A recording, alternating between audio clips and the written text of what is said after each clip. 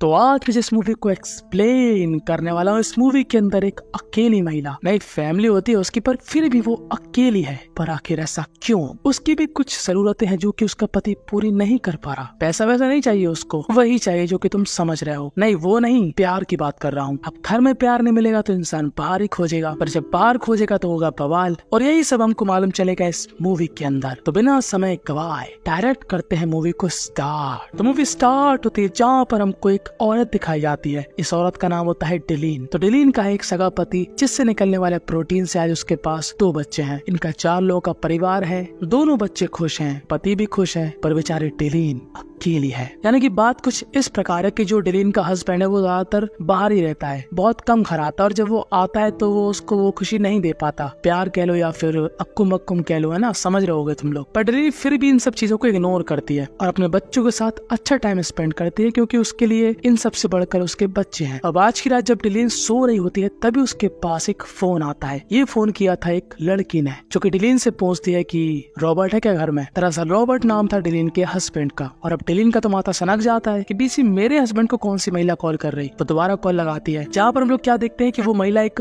बार में बैठी है और यहाँ पर बार टेंडर फोन उठाकर कहता है कि नताशा ने फोन लगाया था। तभी फुर्ती में नताशा कहती है फोन काट दो। अब जिस तरह ये फोन कटता है उसी तरीके से डिलीन को ऐसा लगता है कि उसका भी कटा है, और वो बिना समय गवाए डायरेक्ट अपने हस्बैंड को फोन लगाती है। और उसको गरियाती नहीं है, उससे सिंपली कहती है कि तुम्हारी गर्लफ्रेंड का फोन आया था। और ये बात सुनकर अब रॉबर्ट तो एकदम चौंक जाता है और कहता है मैं घर आऊंगा, तुमसे बात करूंगा ना, बहुत जरूरी बात करनी है मुझे तुमसे। अब जब रॉबर्ट आता है तो उसको कहानी समझाता है कि ये अफेयर कैसे हुआ, मेरी क्या मजबूरी थी, फलाना ठिकाना, जैसा कि हर एक आदमी करता है चीटिंग करने के बाद अपनी वाइफ के साथ। पर डिलीन के लिए ये ना बहुत ही ज्यादा शॉकिंग मोमेंट था। वो अपनी जरूरतों को मार कर हैप्पी रहने की कोशिश कर रही थी। वो अपने बच्चों में खुशी ढूंढ रही थी, जो खुशी उसको अपने पति में नहीं मिल रही थी। पर अब उसको इतना बड़ा झटका लगा है कि उसके हस्बैंड ने उसका इतना बेहतरीन तरीके से काटा। पर डिलीन फिर भी सोचती है कि चलो ठीक है, हो गया, अब नहीं करेगा। और आज रात रॉबर्ट डिलीन के साथ जी भर के अक्कुम बक्कुम करता है। पर अब डिलीन को वो मजा नहीं आ रहा था, क्योंकि डिलीन के दिमाग में वो बात बैठ चुकी थी कि रॉबर्ट ने उसके साथ चीटिंग करी है, मतलब करी है, ये बात बदल नहीं सकती। खैर अब इस बात को कुछ समय बीत जाता है और डिलीन क्या नोटिस करती है कि उसकी कमर में ना थोड़ा दर्द हो रहा है। तभी उसकी एक दोस्त उसको सजेस्ट करती है कि तुम एक्यूपंक्चरिस्ट के पास जाओ, मेरे पास है एक बंदा। तो जब वो रॉबर्ट से इस बारे में पूछती है तो रॉबर्ट कहता है ठीक है, अगर तुम्हारी मर्जी है तो जा सकती हो। तो अब डिलीन आ जाती है इस एक्यूपंक्चरिस्ट के पास। इसका नाम होता है ग्रैम। तो ग्रैम यहाँ पर डिलीन को एक अच्छी थेरेपी देता है और उससे कहता है कि मुझे ऐसा लगता है कि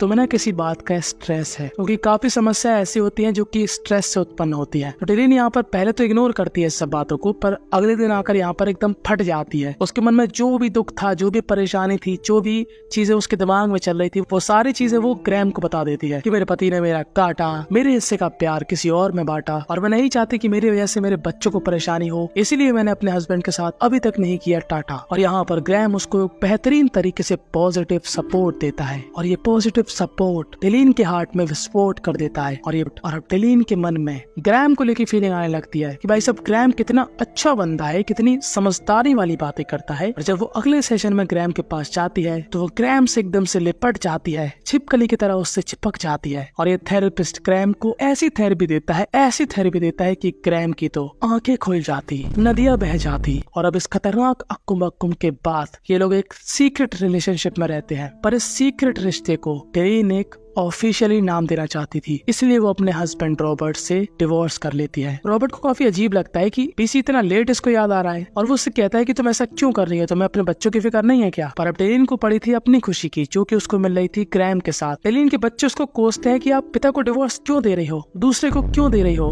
मतलब ऐसा नहीं बोलते, खैर छोड़ो। अब जो डिलीन ने ठान लिया था वो तो हो ही जाता है। अब जैसा कि हर एक कपल के डिवोर्स के बाद होता है कि उनके बच्चे कुछ दिनों के लिए पापा के पास रहेंगे और कुछ दिनों के लिए मम्मा के पास। अब एक बार जब डिलीन अपने बच्चों को कहीं घुमाने के लिए ले जाती है तभी डिलीन को उसकी एक फ्रेंड मिलती है। अब डिलीन इस फ्रेंड को ग्रैम के बारे में बताती है कि मेरी लाइफ में एक नया बंदा आया, उसने मुझे प्यार का ऐसा नशा चढ़ाया कि अब मैं बस उसकी ही होना चाहती हूँ, और जल्दी मैं उसको शादी के लिए प्रपोज कर दूंगी। तो ये फ्रेंड बोलती है कि बंदा रहता कहाँ है। तो जैसे ही डिलीन ग्रैम का एड्रेस बताती है, ये महिला कहती है मैं तो उसको जानती हूँ, उसकी तो ऑलरेडी एक वाइफ है। और ये सुनकर डिलीन भी लाइक क्या लंबे वाले लग गए और वो बहुत ही ज्यादा गुस्से में जाती है इस ग्राम से मिलने और कहती है ग्राम तूने मेरे 250 ग्राम के दिल को तोड़ा, तू है बहुत बड़ा बहन का। खैर छोड़ो। तो ग्राम कहता है कि देख ऐसा है, उस समय तुझे सपोर्ट की जरूरत थी, मैंने सपोर्ट दिया क्योंकि मुझको तेरे पे दया आ रही थी। तो डेलीन कहती है ऐसी कौन सी दया आ रही थी बे तेरे को, तू मेरे साथ इतने लंबे समय से अक्कुम मक्कुम कर रहा बिना अपनी सच्चाई बताए। और डेलीन यहाँ पर गुस्से में चली जाती है। अब डेलीन एकदम टूट कर बिखर गई थी, भंडारे की रायती की तरह फैल गई थी क्योंकि उसको ऐसा लग रहा था कि उसने अपने हस्बैंड के साथ चीटिंग करी, इसलिए भगवान ने उसको पनिशमेंट दी है। पर ये तो वक्त है, गुजर ही जाएगा। कोई भी इंसान लंबे समय तक दुखी नहीं रहता। तो डेलीन भी नहीं रहती। अब डेलीन अपने दोस्तों से मिलती है जहाँ पर उसकी एक फ्रेंड बोलती है कि देखो डेलीन, ये सड़ा सा मुंह तो बनाओ नहीं, डेटिंग ऐप में जाओ, नए नए बंदों के साथ ट्राई करो, जरूरी है शादी करो, वो सब करो ये तुमको चाहिए। अब यहाँ पर मूवी रोक कर मैं तुमको कुछ बताना चाहता हूँ। देखो इनके यहाँ का कल्चर बहुत ही ज्यादा सेल्फिश टाइप का कल्चर है। ये लोग दूसरों के बारे में, यहाँ तक कि अपने घर वालों के बारे में भी नहीं सोचते। इनके लिए इनकी खुशी इंपॉर्टेंट है, जिनको हम कहते हैं मतलबी इंसान। हमारे यहाँ ऐसा नहीं होता, ना ही होना चाहिए, क्योंकि हर किसी की लाइफ ना स्टेबल नहीं होती, उतार चढ़ाव आते रहते हैं। कल को मेरे पिताजी ने मुझे कुत्ते की तरह पीटा तो परसों क्या मैं किसी और को पापा बना लूंगा? नहीं ना। पर इनके यहाँ ऐसा ही होता है। तो ये सिर्फ मूवी है, इससे ज्यादा इन्फ्लुएंस मत हो आप लोग, चाहे कोई जेंट्स देख रहा हो या फिर महिला। तो दोबारा हम लोग कंटिन्यू करते हैं। तो डेलीन जो बंदा चाहती थी वो एकदम से उसको नहीं मिलता, पर कुछ समय बाद उसको एक अननोन आदमी मिलता है जिसको हम बुलाएंगे लकी। तो लकी ना उम्र में कुछ ज्यादा ही बड़ा होता है। तो डेलीन भी कौन सी बच्ची थी। तो इन दोनों के बीच ना बहुत ही ज्यादा अक्कुम बक्कुम वाले टाइप की बातें होती है। ये लकी ने एकदम प्रोफेशनल तरीके से बताता है डेलीन को कि क्या करना चाहिए, मजे कैसे आते हैं, कैसे लड़कों को फंसा सकती हो, कैसे अपनी जरूरतें पूरी कर सकती हो। वो यही कहता है कि किसी से भी प्यार मोहब्बत मत करो, अपना मतलब निकालो और बाहर में जान दो उसको। समझो कि अहम ब्रह्मास्मि, तुमसे ज्यादा इस दुनिया में कोई भी खूबसूरत नहीं है। वो एक तरीके से डेलीन का कॉन्फिडेंस बूस्ट करता है। अब डेलीन यहाँ पर एक यंग लड़के को डेट करती है। अब इन यंग लड़कों की प्रॉब्लम तुम सबको मालूम। आंटियों ने थोड़ी मीठी मीठी बातें क्या कर दी, होतियों की तरह आंटियों के प्यार में पड़ जाते। वैसे इस बंदे के साथ होता है, इसको हम क्या बुलाएंगे, होतिया। डेलीन होतिया के साथ अपनी वाइल्ड फैंटेसी पूरी करती है, समझ रहे हो, बहुत ही ज्यादा वाइल्ड टाइप की, हाथ माथ बांध के। बाकी अब आगे तुम लोग इमेजिन कर लो। और होतिया उससे अपने प्यार का इजहार भी करता है कि वो उससे प्यार करता है, वो उसको लेके सीरियस है। पर डेलीन के दिमाग में कुछ और ही चल रहा था कि तू अपनी चाह मुदा, मुझे जो पसंद आएगा मैं वही करूंगी। अब डेलीन ना लकी के पीछे पागल थी। वो चाहती थी कि वो लकी से मिले। वो लकी के बारे में पता करती है, जहाँ पर उसको मालूम चलता है कि लकी एक बहुत ही बड़ा बिजनेसमैन है। लकी उसको अपने पास बुलाता है मिलने के लिए, पर लकी उसको इतना ज्यादा तेल नहीं लगाता कि oh my God I love you so much, मैं तुमसे बहुत प्यार करता हूँ, फलाना ठिकाना। वो उसको ऐसे ट्रीट करता है जैसे कि डेलीन उसकी एक नौकरानी हो। पर डेलीन यहाँ पर उसकी हर एक बात को एक्सेप्ट कर रही थी, क्योंकि डेलीन को यहाँ पर दो फायदे दिख रहे थे। पहला तो लकी एक अमीर बंदा है, और दूसरा कि लकी को सब कुछ पता है कि बेहतरीन तरीके से अक्कुम मक्कुम कैसे करते। तो वो उससे दोनों चीजों का एक्सपीरियंस लेना चाह रही थी। तो लकी देर से ही सही पर उसको वो खुशी दे देता है जो कि वो चाह रही थी। और लकी के साथ कुछ दिन बिताने के बाद वापस से डेलीन अपने घर आ जाती है, और वो रॉबर्ट और उसकी नई गर्लफ्रेंड को अपने घर में इन्वाइट करती है। अब डेलीन ने काफी कूल बन चुकी थी, वो मातम करना या फिर रोना धोना ये सब नहीं करना चाह रही थी। वो रॉबर्ट और उसकी गर्लफ्रेंड के साथ बहुत ही ज्यादा फ्रेंडली तरीके से रिएक्ट करती है। और यहाँ पर रॉबर्ट भी खुश होता है कि डेलीन ने कितनी अच्छी तरीके से सब कुछ हैंडल किया। और अब डेलीन की लाइफ ऐसी हो चुकी है कि वो किसी के साथ भी सीरियस नहीं है। पर डेलीन को अब समझ में आ चुका है कि मेरी लाइफ ना बेस्ट है, मैं जब चाहूँ किसी से भी प्यार कर सकती हूँ, किसी से भी अपनी नीड्स पूरी करवा सकती हूँ, मैं खुश हूँ। और बस यहीं पर ये मूवी थी एंड हो जाती है।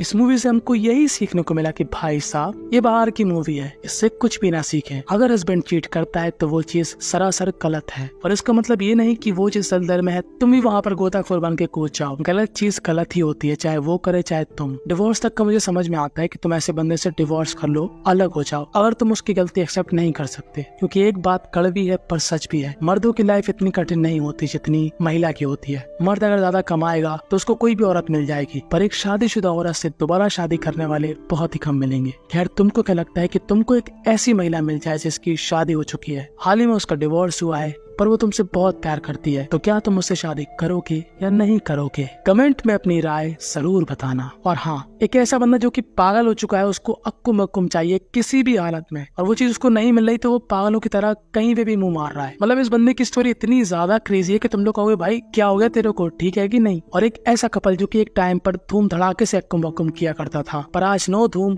नो धड़ाका। अब ये लोग अक्कुम अक्कुम बिल्कुल भी नहीं करते हैं, जैसे कि इनको ये सब करना ही नहीं आता। और अपने पुरानी चीजों को वापस लाने के लिए ये लोग किस हद तक जाते हैं ये तुमको मालूम चलेगा इस वीडियो को देखकर। दोनों ही स्टोरी कमाल है। Follow me on Instagram and subscribe my channel now. बस।